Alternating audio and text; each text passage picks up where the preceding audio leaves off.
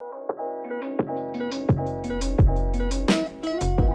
it going, Rogues Gallery, and welcome to a crazy Flesh and Blood video. Today we have the very first official bannings. I don't count Drone of Brutality as an official banning because it wasn't banned for like broken power reasons. It was banned because of it broke some like core design philosophies. Today we have some actual bannings because of a class and a hero being too busted, and you guessed it.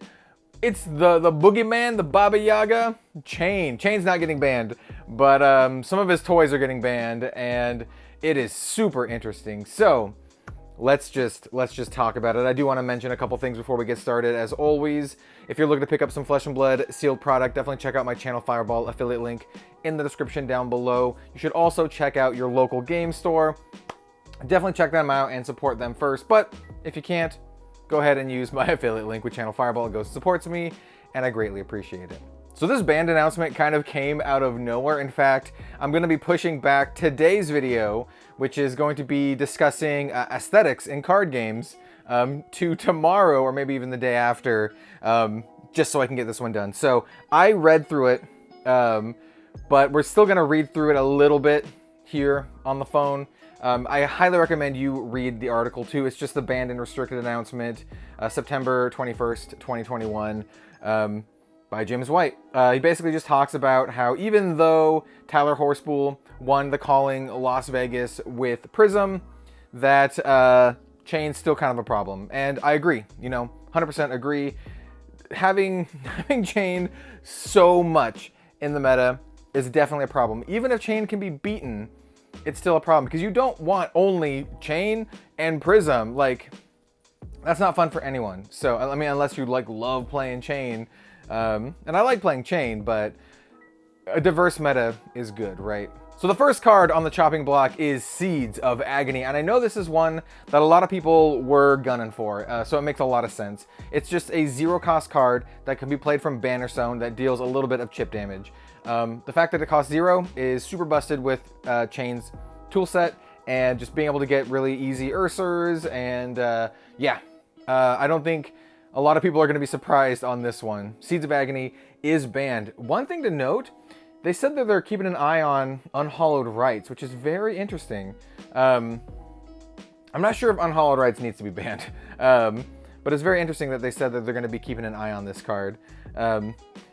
Yeah. And by the way, this is for both Classic Constructed and Blitz. Sorry, my voice. This kind of came out of nowhere. I was not prepared to record a video right now, but I'm just like, I got to do this. I got to talk about this. So yeah, Seeds of Agony, effective September 24th. So the launch date of Tales of Aria is effectively banned in both Blitz and Classic Constructed.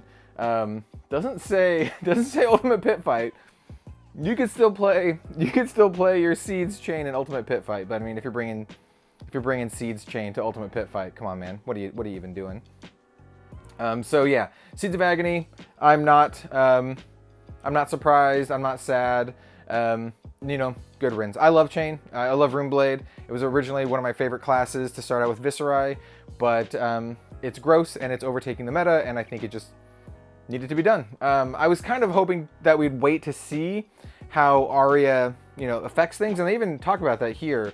They expect the ice mechanics featured in Aria to be effective at combating Chain's primary game plan of slowing him down, but they expect Chain to still be a big deal. And you know what? That's fair. I think that's a fair assessment. I think even with ice, I think ice will make a big impact.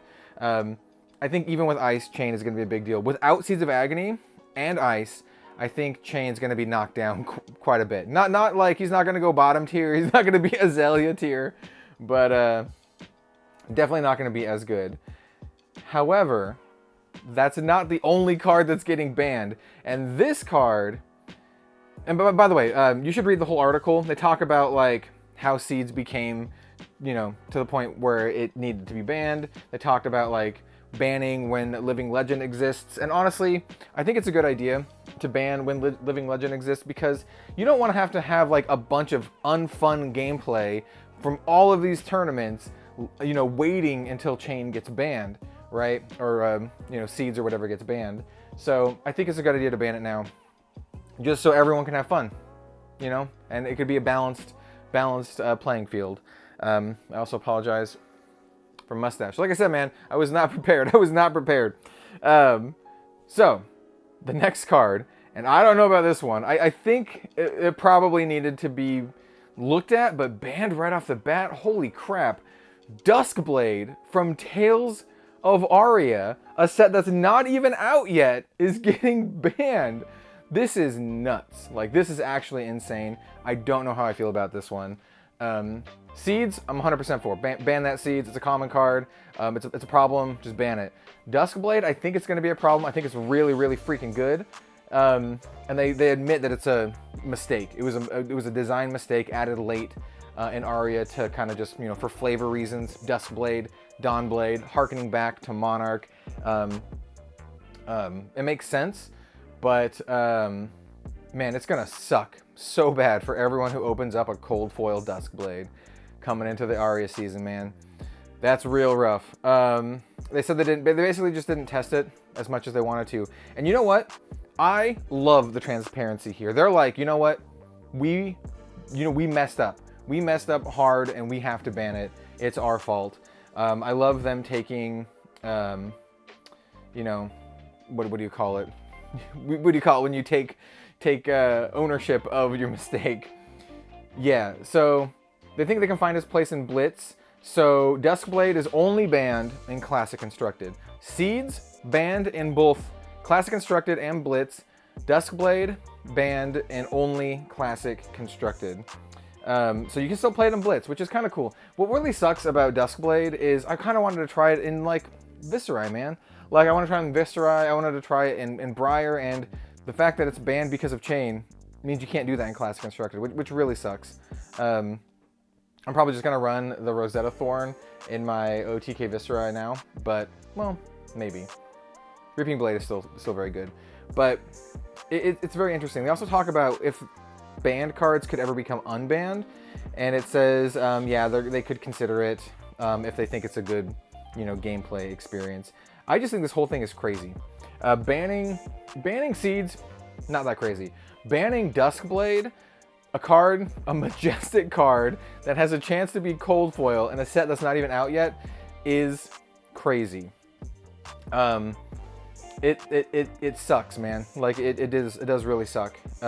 They say they apologize and they feel embarrassed for this mistake, and they're taking learnings from it to heart to improve and you know, help with their development process. You know, I respect that, but man, that's so sad. It makes me really wonder if they're gonna get rid of. Well, no, they probably won't, right?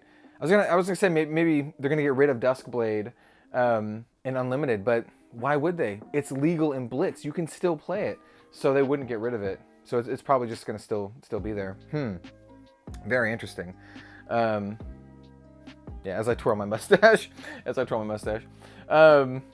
What do you think about this? Are you happy with this?